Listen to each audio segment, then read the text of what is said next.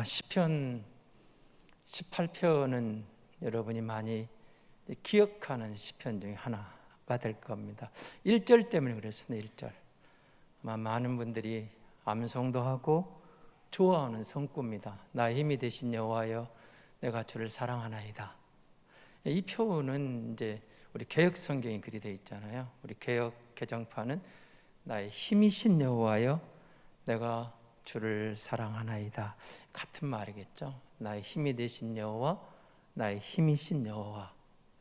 힘이 들 때 여러분 시편 19편 1절은 많은 주의 종들에게 힘이 되었던 성경 구절이고, 예수 믿는 여러분들에게도 아마 정말 짧으면서도 쉽게 외워지고 힘이 되는 성경 구절이지 않을까. 그래서 시편 18편 하면은 기억에 남는 시편으로 1절 때문에 많이 기억되지 않을까 생각을 해보고요. 시편의 가장 긴 시편이 여러분 몇 편인지 아시죠? 성경의 가운데라 하는 시편 119편입니다. 우리 1절에서 176절까지 있거든요. 가장 긴 성경인데 그 외에 좀 더 긴 성경들이 그의 78편, 89절이 등장하고 9편이 등장하고, 오늘 시편 18편은 네 번째로 긴 성경 시편입니다.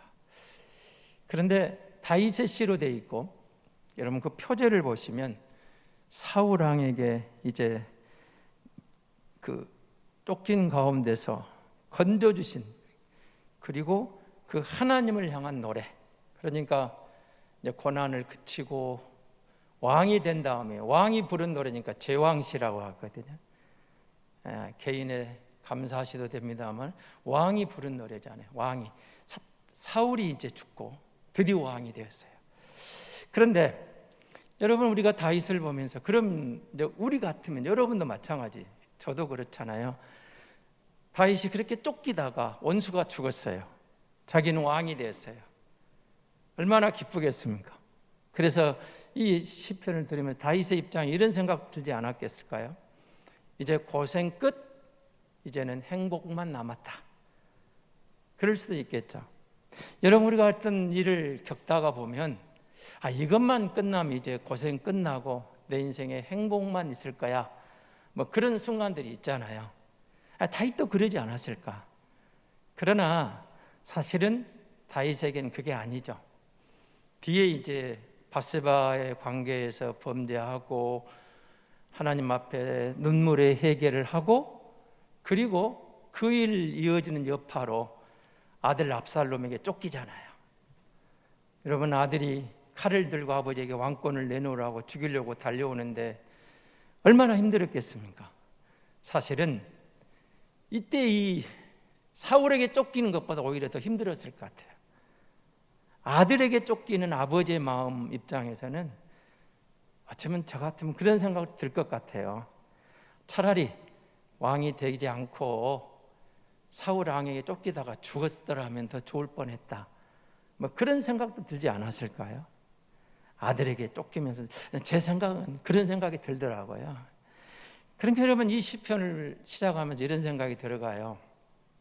너무 우리가 어떤 어려운 일 때문에, 그것 때문에 주저앉을 필요도 없고, 일이 잘 된다고 해서 교만하거나 오만할 필요 없고, 늘 하나님을 기억하고 사는 것. 여러분, 제가 이 설교를 준비하다가 그 이기품 목사님에 대한 약간 짧은 글을 한번 봤어요. 여러분, 이기품 목사님 누구신지 아시죠? 한국 초대교회 최초의 목사 7명 중에 한 분, 평양신학교를 졸업하고 깡패로 살다가 목사가 된 사람, 그리고 최초로 제주도로 선교사로 나갑니다. 선교사로. 그러니까 한국 교회 1호 선교사처럼 제주도 선교를 떠난 사람. 근데 그분이 그 이기풍 목사님의 기념관이 제주도에도 있고, 여기 제가 그 전라도 그 섬에 가면 또 하나 있는데 그 섬을 잘 모르고, 이제 한 군데 있습니다. 이기풍 목사님의 사역지가 있거든요. 근데 거기에 그 이기풍 목사님의 사모님 윤하매 사모님이 자녀들에게 남긴 유언이 그 기록이 되어 있습니다.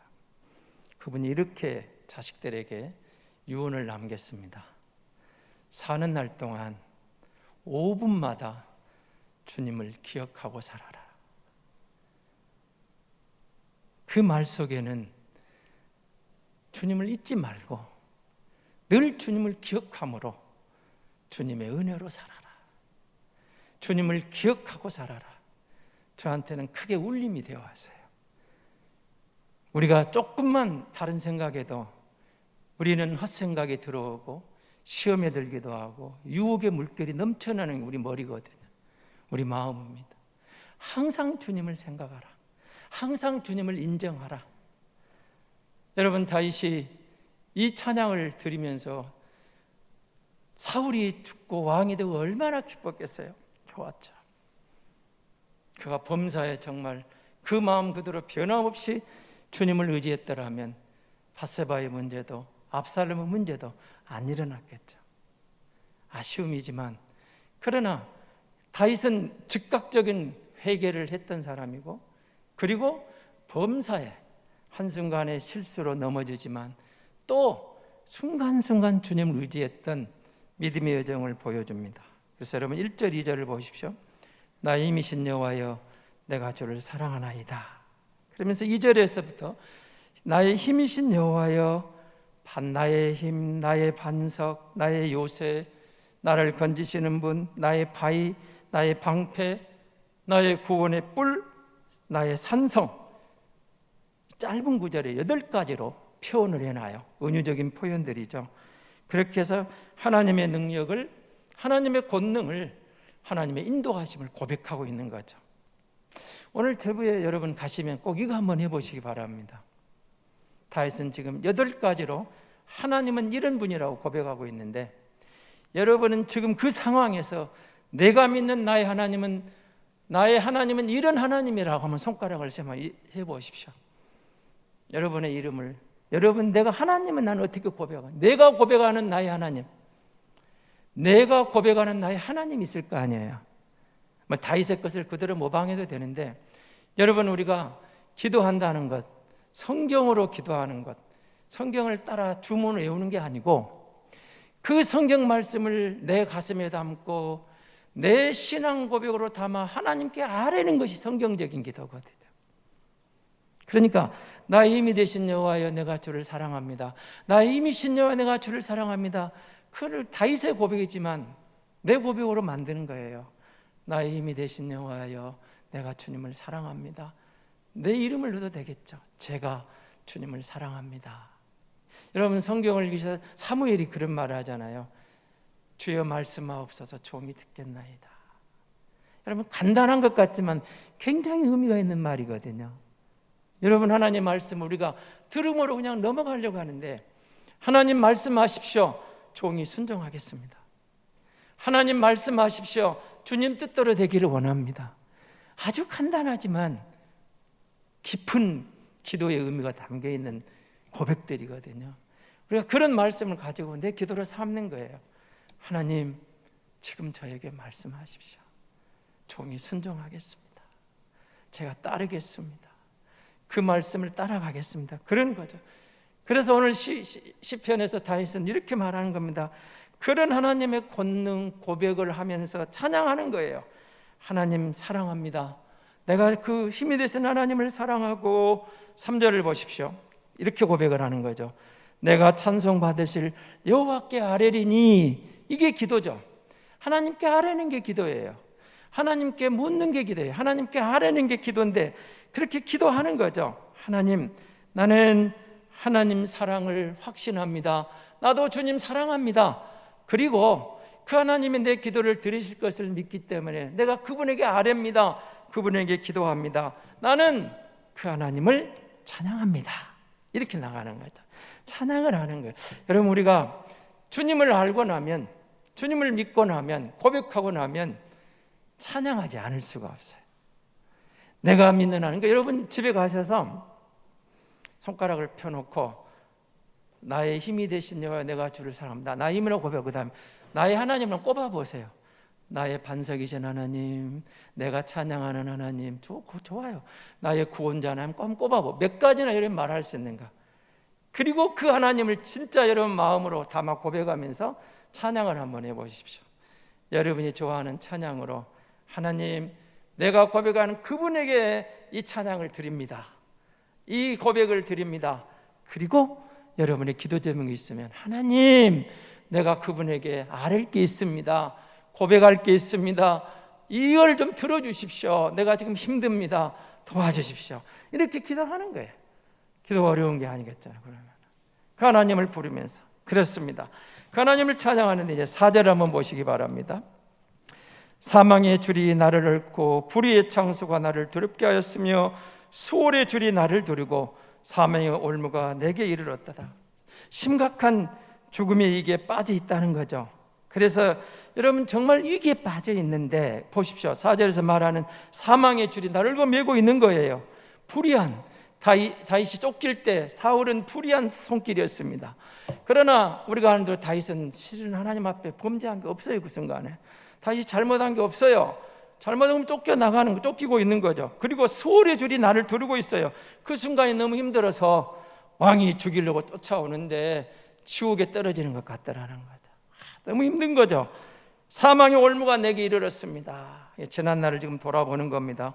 그런데 그런 죽음의 위기와 위험이 있었는데 이제 하나님께서 나를 지켜주셨다는 겁니다. 하나님께서 나를 보호해 주셨다는 거죠. 여러분 한번 16절 한번 보실래요? 16절입니다. 그가 높은 곳에서 손을 펴사 나를 붙잡아 주시며 많은 물에서 나를 건져내셨도다. 물에서 건져냈어요. 무슨 말일까요? 구원해 주셨다는 거예요. 물에서 건져낸 사람 생각나는 사람 있죠? 모세입니다. 모세. 나일강에 빠져 이제 갈대 상자에서 죽음으로 가는 길이죠. 하나님이 바로의 공주의 마음을 움직이시니까 그를 불쌍히 여기는 마음을 옮겨서 모세를 건져내죠. 그때 쓴 게 이겁니다. 물에서 건져냈다. 건져냈다는 표현이에요. 다윗은 그런 표현을 쓰는 거죠. 하나님이 나를 죽음에서 지옥과 같은 고통에서 하나님이 나를 건져내십니다.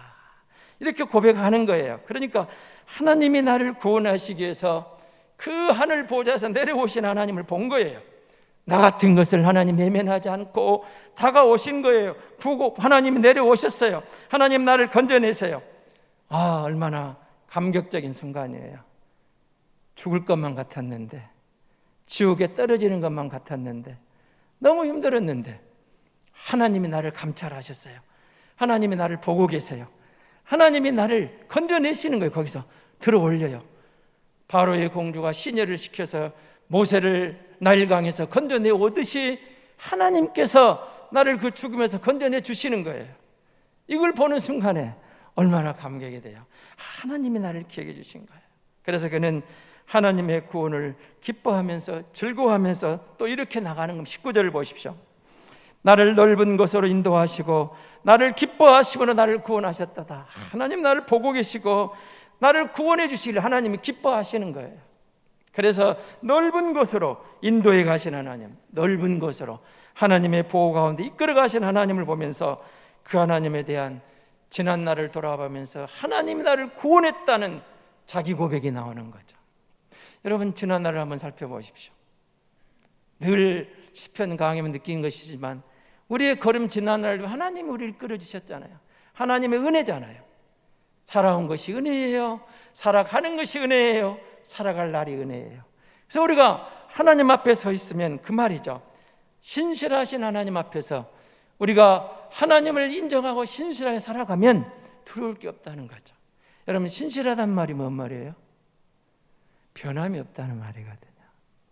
처음과 끝이 같다는 말이거든요. 그렇습니다. 내가 믿는 하나님, 우리가 믿는 하나님은 그런 하나님이에요. 아브라함의 하나님, 이삭의 하나님, 그 야곱의 하나님이 오늘 나의 하나님이에요. 다윗의 하나님, 모세의 하나님, 여기 뒤에 나오는 엘리야의 하나님, 바울의 하나님, 12사도의 하나님, 초대교회 성도들의 하나님, 여러분에게 복음을 전해준 그분의 하나님, 여러분 부모님의 하나님, 그 하나님이 나의 하나님이에요. 그분들에게 은혜 주신 하나님, 내게 은혜를 주세요. 그분들과 함께 하시면 나와 함께 하시는 거예요.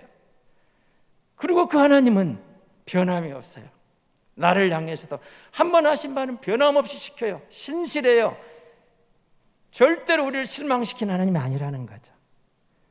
여러분, 우리가 살아가면서 그런 신실한 사람을 옆에 두고 함께 산다면 복이 있는 사람이죠. 정말 믿을 만한 사람, 그 사람의 말은 믿어도 돼. 그 사람 말은 정말 신실해. 믿을 수 있어. 거짓이 아니야. 여러분, 우리가 교회가 성도들의 입에서 그런 말이 나와야 되겠죠. 누가 봐도 그들의 말은 믿을 만해. 초대교회 성도들의 특징이 그런 것이죠. 주변에서 핍박을 받으면서도 칭찬을 들으니까 초대교회 성도들이 부응하는 거예요. 그들은 뭔가 달라. 믿을 만해. 신실하신 하나님을 믿는 성도답게 우리가 신실한 길을 걸어갈 때 하나님이 영광을 받으시는 거죠. 신실하신 하나님은 우리에게 신실하신 것을 보여주시는 거예요. 그럼 20절을 보십시오.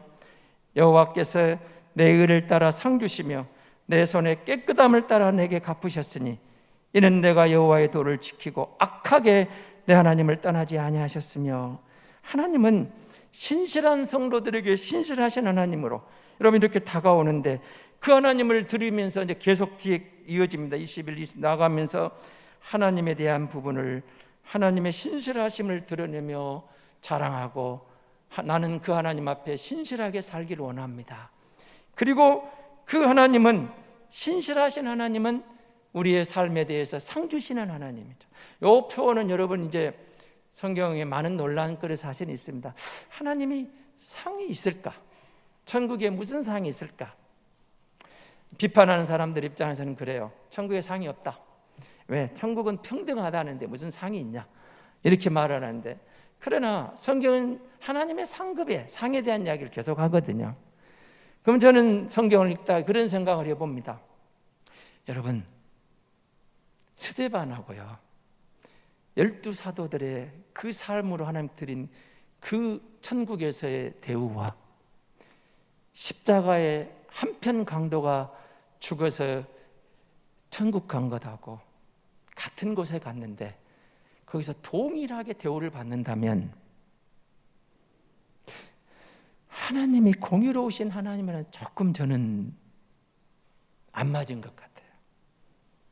왜냐하면 스데반이나 12사도나 예수 믿고 끝까지 신실하게 충성했던 종들은 헌신하고 봉사하고 그의 나라를 위해서 이 땅의 모든 걸 포기하고 쓰임받았는데, 한편 강도는 맨 못된 짓만 하다가 마지막 날에 어떻게 은혜로 예수 우편 한편에 서서 주를 믿어가지고 구원받잖아요. 그런데 동일하다면 왠지 좀 뭔가 하나님의 성품에도 좀 안 맞는 것 같다는 생각이 들지 않습니까? 그래서 성경대로 보면 저는 천국에도 상이 있다. 우리가 끝까지 믿음의 바른 길을 걸으며 주신 일에 대해서 충성하는 사람들에게 하나님께서 합당한 상을 주실 것이다. 우리가 마지막 순간에 물론 한편 강도처럼 예수 믿고 천국 가는 것도 중요합니다. 그렇게라도 가야죠. 그것도 중요합니다. 마지막에 회개할 기회를 주신 것도 하나님의 은혜죠. 마지막에 예수 믿고 천국. 근데 우리는 그렇게 할 수 있고 못하고 그런 문제가 우리에게 있는 게 아니잖아요. 하나님께서 그에게 하나님 보좌의 그 십자가에서 마지막 주는 특별한 케이스죠. 그게 물론 그런 경우도 없잖아. 임종 직전에 예수를 영접하는 사람도 있어요. 종종 있습니다. 임종 예배를 드리면서 와서 기도해 달라고 할 때 이렇게 회개하는 사람들이 저도 종종 만나거든요. 만나는데, 그러나 분명한 것은 저는 여기에 나오는 다윗이 고백하는 것처럼 여호와께서 내 의를 따라 상 주시며 내 손의 깨끗함을 따라 내게 갚으시는 하나님, 저는 이 하나님이 맞다고 생각해요.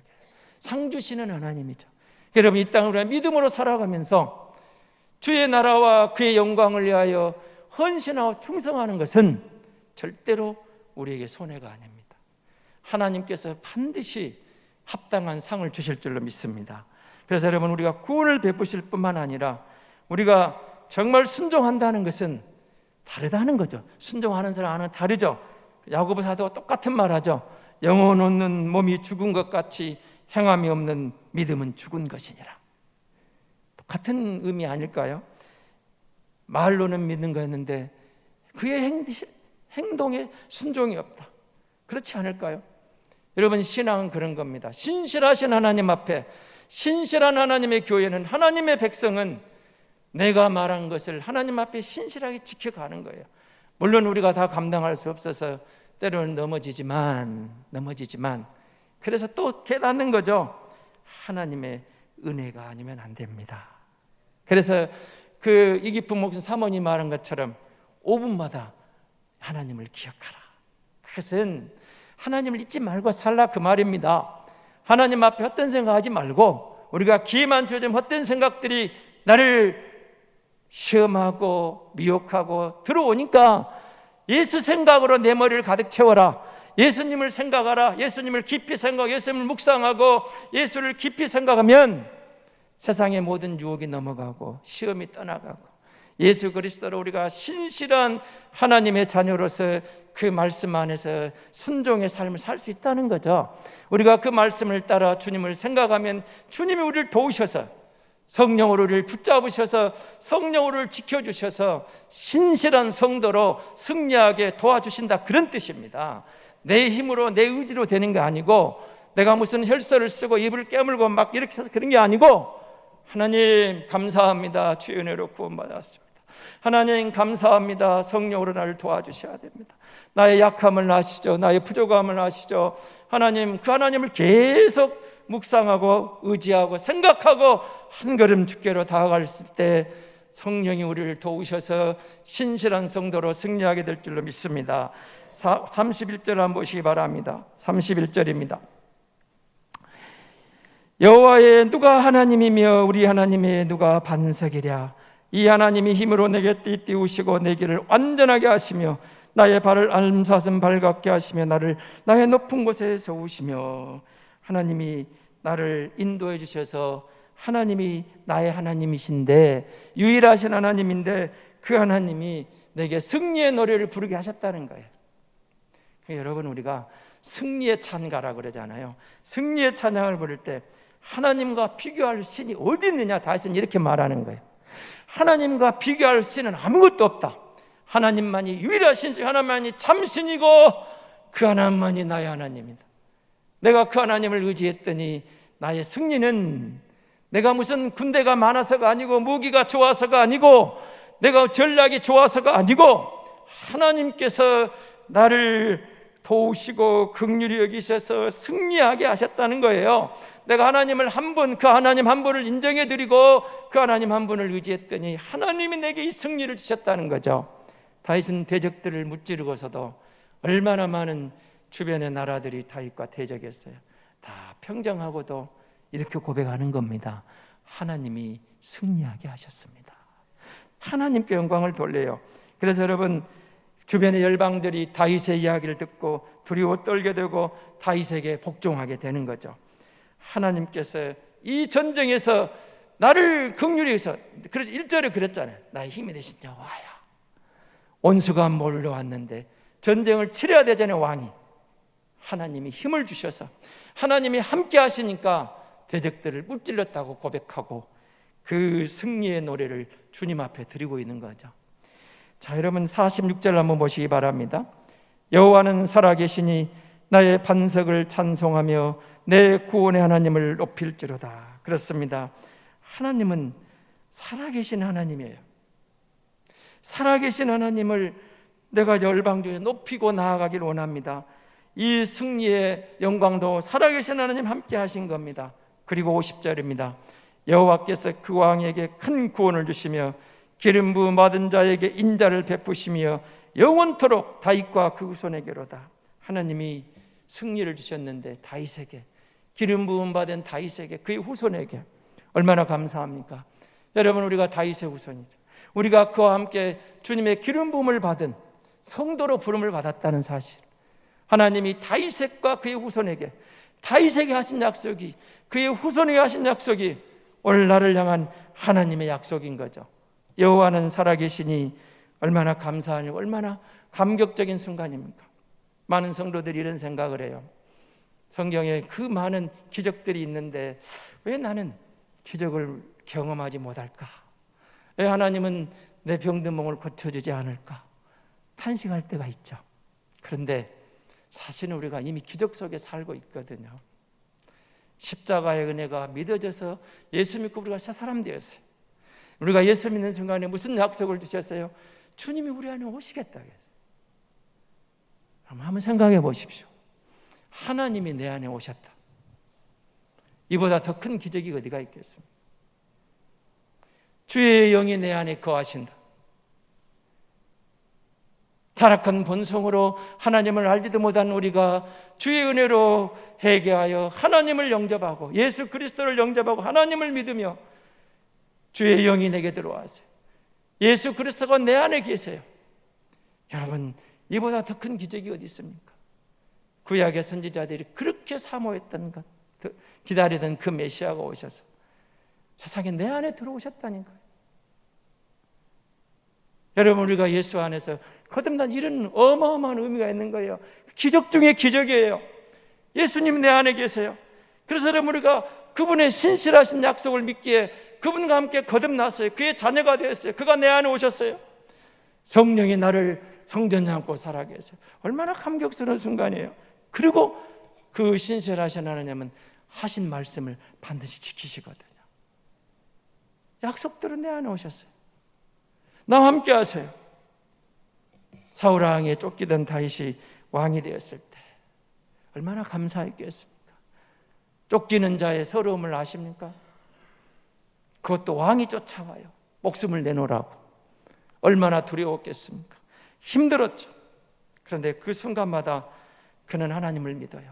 하나님, 나의 연약함을 아시죠. 나의 고통을 아시죠. 그리고 하나님이 다윗을 지켜주실 때 그의 모든 고통이, 아픔이 재료가 되어져서 하나님이 그를 연단하시고 하나님이 그의 쓰는 이스라엘의 왕중왕으로 쓰임받게 되는 거잖아요. 그래서 여러분, 우리가 고난이 없다면, 실패가 없다면 하나님이 역사하는 일도 없다는 말이 있지 않습니까?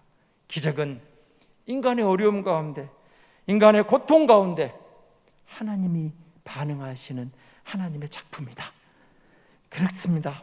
하나님의 은혜는 가장 힘들고 어려운 시기에 가장 강력하게 역사하고 가장 찬란하게 빛나는 하나님의 살아계심을 보여주는 손길이기도 하는 것이죠.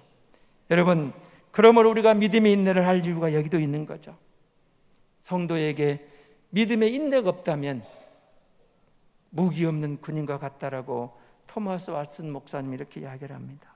우리의 신앙에는, 우리의 믿음의 여정에는 항상 인내가 필요한 겁니다. 인내하지 못하면 신앙생활은 불가능한 거예요. 인내의 훈련을 통해서 우리를 다듬어 가시면서 우리를 예수 닮도록 이끌어 가시는 것이 하나님 목표거든요. 성경에 나오는 모든 인물들에게는 이런 고난과 인내의 순간이 없었던 사람 아무도 없어요. 요셉이 그렇고 모세가 그렇고 다윗이 그렇고 욥이 그렇고 누구를 떼나도 다 하나님의 거친 광야 같은 길을 통과하면서 인내를 통과하면서 그들은 그 인내 가운데 하나님을 바라보고 다듬어져서 정말 믿음의 야성이 길러진 사람들, 그리고 승리의 영광을 누리게 되는 것이죠. 그들은 그 인내를 통과하면서 하나님의 지혜를 배우게 되고 점점 강해져서 마침내 하나님의 사람으로 하나님의 영광을 드러내며 찬양하면서 우리에게 다가오고 있는 것이죠. 하나님이 우리를 구원해 주시고 신실하시던 하나님이 우리에게 이렇게 약속하는 겁니다. 내가 네 안에 있노라. 그리고 우리는 어떤 상황에도 우리가 내 안에 오신 주님으로 인내하고 나아갈 때 주님이 승리하신 것처럼 우리에게는 승리가 보장된 길이 있다는 겁니다. 하나님은 신실하신 하나님입니다. 우리가 그 하나님 앞에 신실하게 반응하고 나아갈 때 하나님은 우리를 향하여 손길을 펼치시고 구원해내시고 인도하셔서 영광을 받으시고 우리를 승리하는 그날까지 지켜주시고 인도해 가시는 신실하신 하나님이신 줄 믿습니다.